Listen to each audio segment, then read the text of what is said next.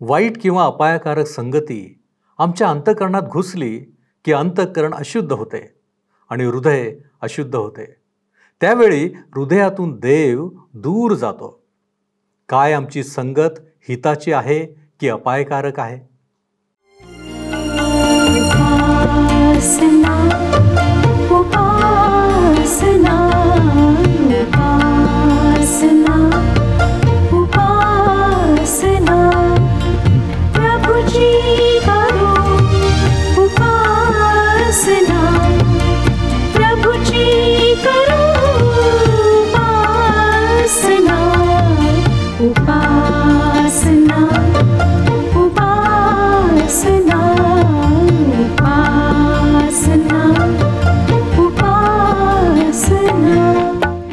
सर्व सृष्टीचा निर्माणकर्ता परमेश्वर याच्या नावाला मान, महिमा आणि गौरव सदा सर्व काळ असो. उपासना कार्यक्रमामध्ये आपले स्वागत आहे. प्रियानो, आमची संगती, आमचे एकत्र येणे हे कोणाबरोबर आहे याला महत्त्व असते. भिन्न स्वभाव जेव्हा एकत्र येतात त्यावेळेस त्यांच्यातील भिन्नता त्यांना एकत्र ठेवत नाही आणि एकत्र नसणे म्हणजे शांती नसणे.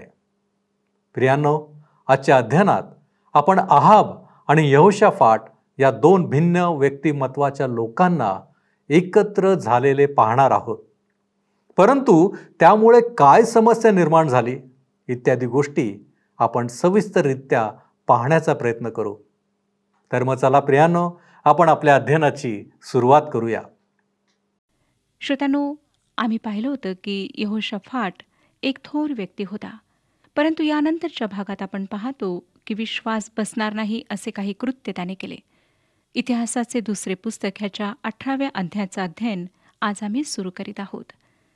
इतिहासाचे दुसरे पुस्तक 18वा अध्याय ह्यामध्ये जे कृत्य यहोशाफाटाने केले त्याविषयी आम्हाला वाचायला मिळते. 18वा अध्याय पहिलं वचन सांगतं, यहोशाफाट धन व मान यांनी संपन्न होता. त्याने आहाबाशी शरीर संबंध केला. यहोशाफाटाने आहाबाबरोबर दोस्ती केली, सहभागिता केली.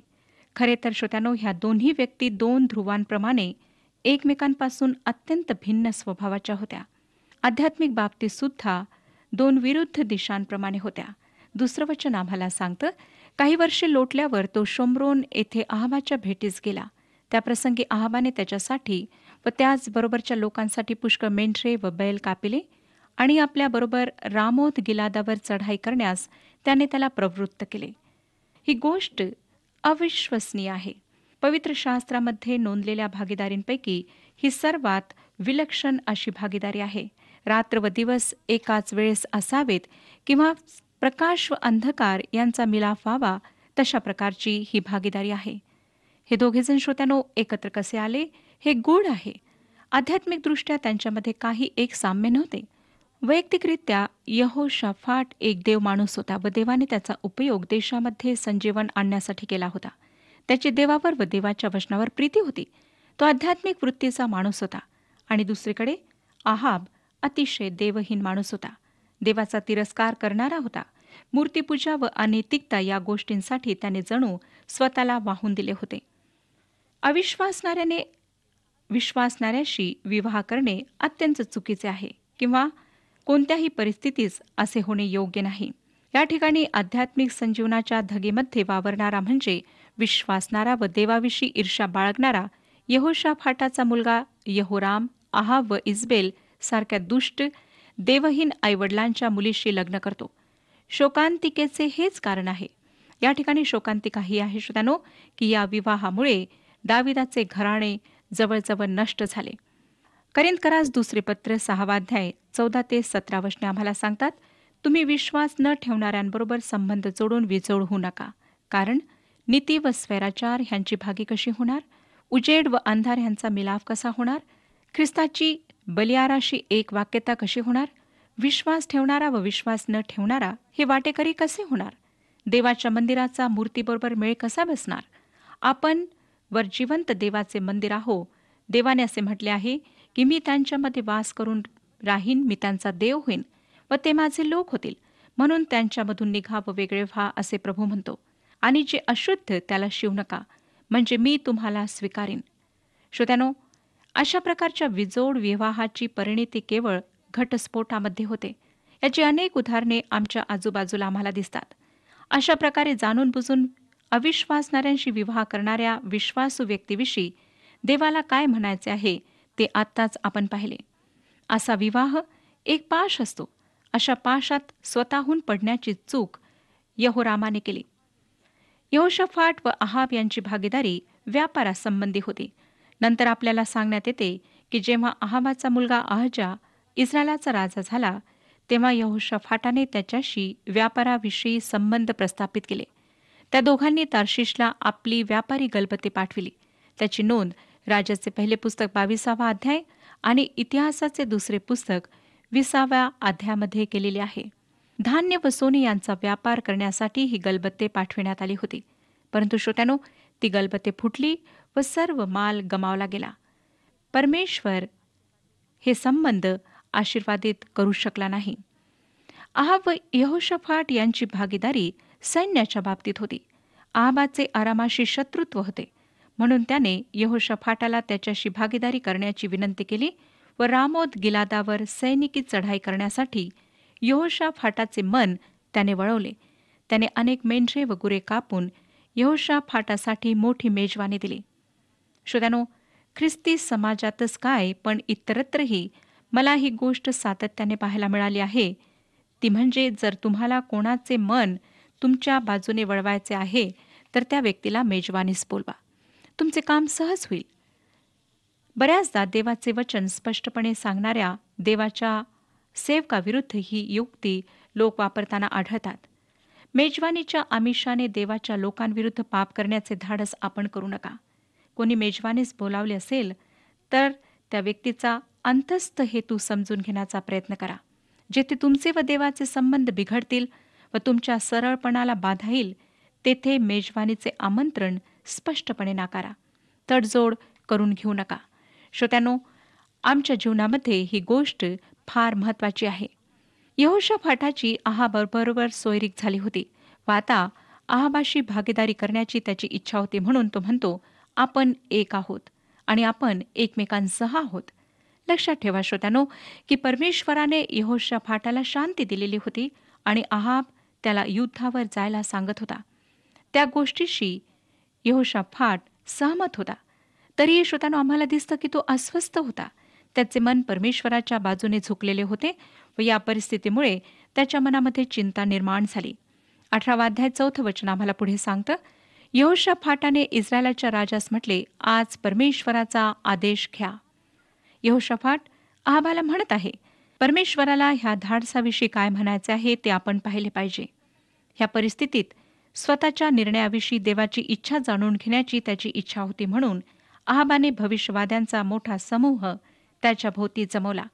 5 वचन, इस्रायलाच्या राजाने सुमारे 400 संदेष्टे जमवून त्यास विचारिले, आम्ही रामोत गिलादावर चढाई करून जावे की न जावे? त्यांनी उत्तर दिले, चढाई करून जावे. देव ते राजाच्या हाती देईल. हे भविष्यवादी श्रोत्यांनो, यहोवा देव इस्रायलाचा पवित्र सेनाधीश परमेश्वर ह्याचे भविष्यवादी नव्हते, तर ते बाल दैवताचे भविष्यवादी होते. या भविष्यवाद्यांकडून देवाची इच्छा समजेल याविषयी यहोशाफाट साशंक झाला. येथे काहीतरी चुकतेच हे कळण्याची सुज्ञता त्याच्याजवळ होती. 6 आणि 7 वचने सांगतात, तेव्हा यहोशाफाटाने विचारले, यांच्या खेरीज परमेश्वराचा दुसरा कोणी संदेष्टा नाही काय? त्याला आम्ही प्रश्न विचारू. इस्रायलाचा राजा यहोशाफाटास म्हणाला, ज्याच्याद्वारे परमेश्वराचा सल्ला घेता येईल असा आणखी एक मनुष्य आहे, पण मला त्याचा तिरस्कार वाटतो, कारण मला अनुकूल असा संदेश तो कधीही देत नाही, प्रतिकूल तेवढाच देतो. तो इमलाचा पुत्र मिखाया होय. यहोशाफाट म्हणाला, राजाने असे बोलू नये. तो देवाचे वचन सांगतो म्हणून मी त्याचा द्वेष करतो असे कृपया राजाने म्हणू नये. असेच यहोशाफाट जणू काही म्हणत होता. म्हणून आहाबाने त्याला बोलावणे पाठवले. श्रोत्यानो, आमच्या समाजात देवाचे वचन स्पष्टपणे सांगणाऱ्या उपदेशकांचा, देवाच्या सेवकांचा तिरस्कार करणारे अनेक लोक आहेत. आपली अंधारातली कृत्ये इतरांसमोर उघडकीस येऊ नये ह्यासाठी हे लोक अतिदक्ष असतात. श्रोत्यानो, ह्या गोष्टी आपणाला अधिक स्पष्टपणे सांगाव्यात ह्याची गरज नाही. आपणाला सर्व परिस्थिती माहीत आहे. नवीन करार आम्हाला सांगतो की प्रभू येशू हा जगाचा प्रकाश आहे, तो प्रकाशाचा उगम आहे. त्याच्या शिकवणुकीच्या प्रकाशात आमचे जीवन आम्हाला स्पष्ट व उघड दिसते. योहान कृष्णवर्तमान 8 अध्याय आणि 12 वचनात तो म्हणाला, मीच जगाचा प्रकाश आहे. जो मला अनुसरतो तो अंधारात चालणारच नाही व त्याच्याजवळ जीवनाचा प्रकाश राहील. श्रोत्यानो, जेव्हा आम्ही येशू ख्रिस्ताचा आमच्या अंतःकरणात स्वीकार करतो, तेव्हा त्याचा प्रकाश आमच्या अंतःकरणात येतो व आमच्यातले कुविचार, आमची कुकृत्ये, अंधकाराची कृत्ये आमच्यापासून दूर पळून जातात. आम्ही प्रकाशाची प्रजा बनतो. मला माहीत नाही श्रोत्यानो की आपलं जीवन कसं आहे. आज जेव्हा आपण वचन ऐकत आहात, स्वतःच्या आध्यात्मिक जीवनाचं परीक्षण करा. आता 9 वचन पहा काय सांगतं. इस्रायलाचा राजा आणि यहुदाचा राजा यहोशाफाट हे आपापली राजवस्त्रे धारण करून शोम्रोनाच्या वेशीजवळ एका उघड्या जागेत आपापल्या सिंहासनावर विराजमान झाले होते आणि सर्व संदेष्टे त्यांच्यापुढे भाषण करीत होते. या सर्व दृश्याची आपण कल्पना करू शकता. 2 राजे मोकळ्या जागेत आपापल्या सिंहासनावर बसलेले आहेत आणि त्यांच्या भोवती 400 भविष्यवादी घोळका करून उभे आहेत. त्यांना वारंवार सांगत आहेत की जा, लढाई करा आणि जिंका, आरामाच्या राजावर चढाई करून जा. त्या 400 भविष्यवाद्यांपैकी एक भविष्यवादी तर फारच नाटकी होता.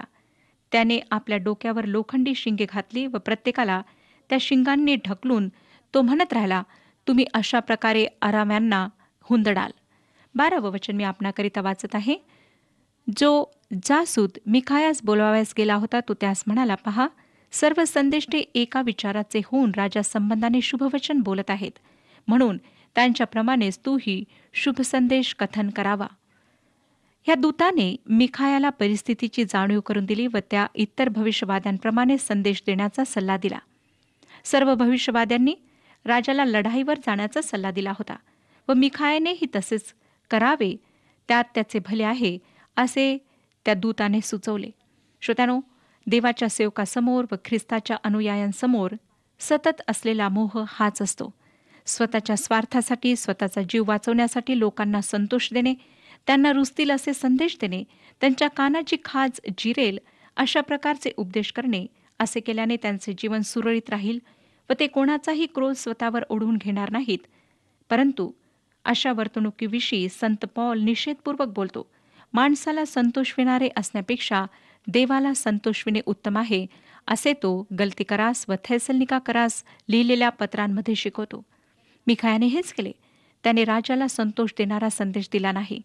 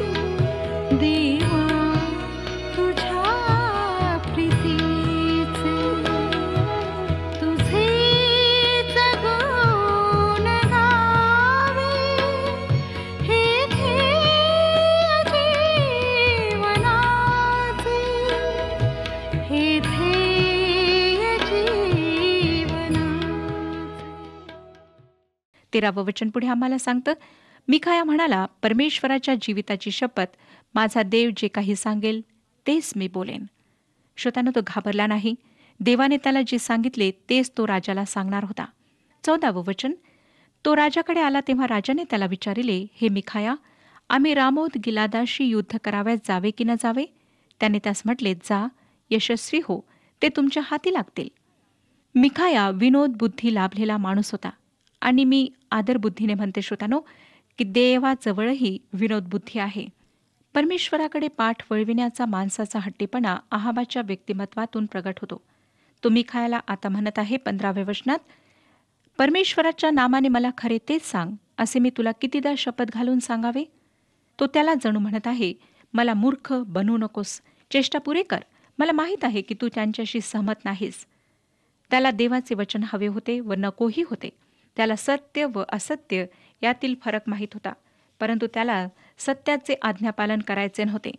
श्रोत्यानो, जेव्हा आहाब त्याला देवाचा संदेश देण्याविषयी बोलला, तेव्हा मिखाया गंभीर बनला व त्याने देवाचा संदेश दिला की ते लढाईमध्ये केवळ पराजितच होणार नाहीत, तर त्यात आहाब मारल्या जाईल. 16 आणि 17 वचने, मग तो म्हणाला, सर्व इस्रायल मेंढपाळा वाचून मेंढरासारखे डोंगरावरून विखरले आहेत असे मला दिसले. तेव्हा परमेश्वर म्हणाला, यास कोणी धनी नाही, तर हे आपापल्या घरी सुखरूप परत जावोत. इस्रायलाचा राजा यहोशाफाटास म्हणाला, हा माझ्या संबंधाने अनुकूल संदेश न सांगता प्रतिकूल सांगेल असे मी तुला सांगितले नाही काय? त्याचा हा संदेश ऐकल्यावर श्रोत्यानो, इस्रायलचा राजा आहाब यहोशाफाटाकडे वळून म्हणतो, मी तुला सांगितले होते ना की तो माझ्यासाठी वाईटच भविष्य सांगेल. आता 18 आणि 19 वचने, मिखाया म्हणाला, तर आता तुम्ही परमेश्वराचे वचन ऐका. परमेश्वर आपल्या सिंहासनावर विराजमान झाला आहे व त्याच्या उजवीकडे स्वर्गातील सर्व सेना उभी आहे असे माझ्या दृष्टीस पडले. परमेश्वर म्हणाला, इस्रायलाचा राजा आहाब यास कोण मोह घालील की तो रामोत गिलादावर चाल करून तेथे पतन पावेल? तेव्हा कोणी असे, कोणी तसे म्हटले. हे खरोखर हास्यास्पद आहे. आपणाला वाटतं काय श्रोत्यानो, की परमेश्वर व्यवस्थापकांची बैठक बोलवेल व त्याने काय करावे हे त्यांना विचारेल? प्रभू परमेश्वर कोणाला सल्ला विचारत नाही. रोमकारासपत्र 11 अध्याय 34 आणि 35 वचने सांगतात, प्रभूचे मन कोणी ओळखिले आणि त्यांचा मंत्री कोण होता? त्याला प्रथम देऊन त्याची फेड करून घेईल असा कोण आहे? मिखाया या ठिकाणी एक अत्यंत हास्यास्पद दाखला सांगत आहे. त्या दाखल्यामध्ये उपहास ठासून भरलेला आहे. अनेक सूचना देवासमोर आल्या आणि मग एक छोटा आत्मा त्याच्या समोर आला व म्हणाला की त्याच्याकडे एक चांगली युक्ती आहे. 20 आणि 21 वचने सांगतात, त्या समय एक आत्मा जवळ येऊन परमेश्वरासमोर उभा राहिला आणि म्हणाला, मी त्याला मोह घालितो. परमेश्वराने विचारले, कसा? तो म्हणाला, मी जाऊन त्याच्या सर्व संदेष्टांच्या मुखात असत्य वदविणारा आत्मा होईन. परमेश्वर म्हणाला, तू त्यास मोह घालशील, जा, तुझकडून हे होईल तसेच कर. या हास्यास्पद दाखल्याच्याद्वारे मिखाया धूर्तपणे हे सांगत आहे की हे सर्व बालाचे भविष्यवादी खोटारडे आहेत. 22वं वचन, तर पहा, परमेश्वराने तुझ्या या संदेष्टांच्या मुखात असत्य वदविणारा आत्मा संचरविला आहे. तुझे अनिष्ट होणार असे परमेश्वर बोलला आहे. दुसऱ्या शब्दात सांगायचे तर हे भविष्यवादी तुला सत्य सांगत नाहीत. खरी गोष्ट म्हणजे देव तुला शासन करणार आहे. नंतर 25 आणि 26 वचने सांगतात, मग इस्रायलाचा राजा म्हणाला, मिखायाला नगराचा सुभेदार आमोन व राजपुत्र योवाश यांच्याकडे माघारी घेऊन जा आणि त्यांना सांगा, राजा म्हणतो, या मनुष्यास बंदीत टाका व मी सुखरूप परत येईपर्यंत त्यास शिक्षेचे अन्न व शिक्षेचे पाणी द्या. श्रोत्यानो, देवाचा संदेश जसाच्या तसा सादर करण्याची किंमत मिखायाला आता भरावी लागणार होती, कारण देवाच्या वचनावर आहाबाचा विश्वास बसला नाही. परंतु जाता जाता मिखाया त्याला पुन्हा सुचवतो. 27व्या वचनात, तू सुखरूप परत आलास तर समजावे की परमेश्वर माझ्याद्वारे बोललाच नाही. तो म्हणाला, लोक हो, तुम्ही सर्व हे ऐका. श्रोत्यानो, मिखायाचे हे कृत्य खरोखर प्रशंसनीय आहे. बंदिवासातले हाल त्याला उपभोगू द्या अशी इतक्यातच आहाबाने आज्ञा केली होती. त्यानुसार त्याला धरून नेण्यात येत होते. पण मिखाया निराश झाला नाही, घाबरला नाही, परंतु तो परमेश्वराचं वचन सांगण्याकरिता स्पष्ट राहिला आणि उभा राहिला. आता 28 आणि 29 वचने, नंतर इस्रायलाचा राजा व यहुदाचा राजा यहोशाफाट यांनी रामोत गिलादावर चढाई केली. इस्रायलाच्या राजाने यहोशफाटास सांगितले, मी वेश बदलून लढाईस जाणार, पण तू आपली स्वतःची वस्त्रे घाल. याप्रमाणे इस्रायलाचा राजा वेश बदलून लढाईस गेला. अहाब अतिशय लबाड होता हे ह्या वाक्यातून त्याने सिद्ध केले. युद्धभूमीवर फक्त एकच व्यक्ती शाही पोशाख घातलेली होती, ती म्हणजे यहोशफाट. आणि अहाबाने स्वतःचा राजेशाही पोशाख बदलून टाकला. 30 आणि 31 वचने, अरामाच्या राजाने रथावरील आपल्या सरदारास आज्ञा केली होती की लहान थोरांपैकी कोणाशीही लढू नका, इस्रायलाच्या राजाशी मात्र लढा. रथावरील त्या सरदारांनी यहोशफाटास पाहिले तेव्हा त्यास वाटले की हाच इस्रायलाचा राजा असावा, म्हणून त्यांनी त्याच्याशी लढावयासाठी मोर्चा फिरविला. पण यहोशफाटाने आरोळी ठोकली तेव्हा परमेश्वराने त्याला सहाय्य केले आणि देवाने त्यांना त्याचकडून निघून जाण्यास प्रवृत्त केले. श्रोत्यानो, त्या युद्धातून तो सही सलामत वाचला, कारण त्याच्यासाठी परमेश्वराने हस्तक्षेप केला. देवाचे भय धरणारे, त्याच्यावर विश्वासणारे एखाद्या वेळेस अविश्वासूपणे वागतात. ते त्याच्या इच्छेविरुद्ध वागतात, परंतु परमेश्वर विश्वासू आहे, तो कधी न बदलणारा आहे. हीच गोष्ट या घटनेतून सिद्ध होते. यहोशफाटाने सहाय्यासाठी आरोळी मारताच परमेश्वराने त्याची मदत केली आणि त्याला वाचवले. 33 वचन सांगतं, मग कोणी एकाने सहजगत्या एक बाण सोडिला, तो जाऊन इस्रायली राजाच्या चिलखताच्या सांध्यात रुतला. तेव्हा तो आपल्या सारथ्यास म्हणाला, मी घाळ झालो आहे, रथ फिरवून मला सैन्याबाहेर घेऊन जा. श्रोत्यानो, अशा प्रकारे तो बाण अहाबाला लागला. आणि पुढे 34 वचन सांगतं की त्या दिवशी घनघोर युद्ध झाले. आराम्यांच्या मारापुढे राजा आपल्या रथाला टेकून संध्याकाळपर्यंत राहिला होता. सूर्यास्त समयी त्याचा प्राण गेला. श्रोत्यानो, अहाब व यहोशफाट यांच्यातली भागीदारी आम्ही पाहिली. अहाब यहोवाचा द्वेष करणारा, तर यहोशफाट यहोवावर प्रीती करणारा होता. आणि कशा प्रकारे अहाबाचा मृत्यू झाला ते आपण पाहिले. आता आपण 19व्या अध्यायाकडे वळत आहोत. रणांगणावरून परतताना मात्र देवाने त्याच्या सेवकाच्याद्वारे यहोशफाटाची कान उघडणी केली आणि त्या संबंधात आम्हाला ह्या अध्यायात वाचायला मिळते. 1 आणि 2 वचने सांगतात, यहूदाचा राजा यहोशफाट सुखरूपणे आपल्या घरी यरुशलेमेस परत गेला. तेव्हा हनानी द्रष्ट्याचा पुत्र येहू हा यहोशफाट राजासमोर जाऊन म्हणाला, तू दुष्टांचे सहाय्य करावे व परमेश्वराच्या द्वेष्ट्यांवर प्रीती करावी काय? यामुळे परमेश्वराचा तुझवर कोप भडकला आहे. या ठिकाणी देवाचा सेवक येहू त्याला एक अत्यंत भेदक प्रश्न विचारत आहे की यहोवाचा द्वेष करणाऱ्याची तू मदत करावी काय? श्रोत्यानो, मला वाटतं आमच्या पिढीने या गोष्टीवर नीट विचार करायला हवा, कारण आजच्या पिढीसाठी यहोवा देवावर प्रीती करणारे व त्याचा द्वेष करणारे यात काहीच फरक राहिलेला दिसत नाही. त्याचा द्वेष करणाऱ्यांशी ते फार प्रेमाचे संबंध ठेवतात. त्यांचे मन दुखणार नाही याची ते काळजी घेतात. परंतु आम्हाला ह्या बाबतीत सतर्क व्हायचे आहे. जे देवाचा तिरस्कार करणारे आहेत, देवाच्या विरुद्धात वागणारे आहेत, त्यांच्याशी आम्ही मैत्री करू नये, त्यांच्याशी आम्ही सहभागिता करू नये. देवाची आज्ञा आहे की आम्ही त्याच्या लोकांवर प्रीती करावी. आम्ही पापी माणसावर प्रीती करायला हवी. याचा अर्थ हा आहे की त्याला तारणाऱ्या प्रभू येशू ख्रिस्ताकडे आणण्यासाठी आम्ही प्रयत्नशील असावे. त्याच्यासाठी प्रार्थनेचे ओझे आम्ही प्रीतीने पेलावे. परंतु याचा अर्थ असा निश्चित नाही की आम्ही पापाबरोबर तडजोड करावी. श्रोत्यानो, जर आपण आज पापाबरोबर तडजोड करीत आहात तर सतर्क व्हा. परमेश्वर आपणाला सावधान करीत आहे. नंतर 3 वचन सांगतं, तथापि तुझ्या ठाई काही चांगल्या गोष्टी दिसून आल्या आहेत. तू देशातून अशेरा मूर्तींचा नाश केला आहे व आपले मन देवाच्या भजने लाविले आहे. यहोशफाट एक विशेष असा माणूस होता, परंतु त्याच्या मुलाच्या विवाहामुळे जी अहाबाशी सोयरीक झाली त्यामुळे देवाचा क्रोध त्यावर ओढवला आणि देशावरही ओढवला. 4 वचन सांगतं, यहोशफाट यरुशलेमेस राहत असे. त्याने बैर शेब्यापासून एफ्राईमच्या डोंगर प्रदेशापर्यंत पुन्हा आपल्या लोकांमध्ये फिरून त्यास त्यांच्या पूर्वजांचा देव परमेश्वर याचकडे परत आणले. ज्या सुधारणा त्याने घडून आणल्या त्या आपण आता पाहणार आहोत. खरोखर श्रोत्यानो, हा एक अद्भुत माणूस होता. ज्या सुधारणा त्याने घडवल्यात त्यावर आम्ही पुढच्या कार्यक्रमात विचार करणार आहोत. परंतु मी आपणाला सांगू इच्छिते श्रोत्यानो, की जर तुम्ही तडजोडीचे जीवन जगत असाल तर आज पश्चाताप करा, परमेश्वराजवळ या आणि क्षमा मागा, ख्रिस्ताला आपले जीवन समर्पित करा. परमेश्वर आपणा सर्वांस आशीर्वाद देवो. हा कार्यक्रम आपणास आवडला काय? आता आम्हाला एक मिस कॉल करा आणि आपण पुढील विजेता होऊ शकता.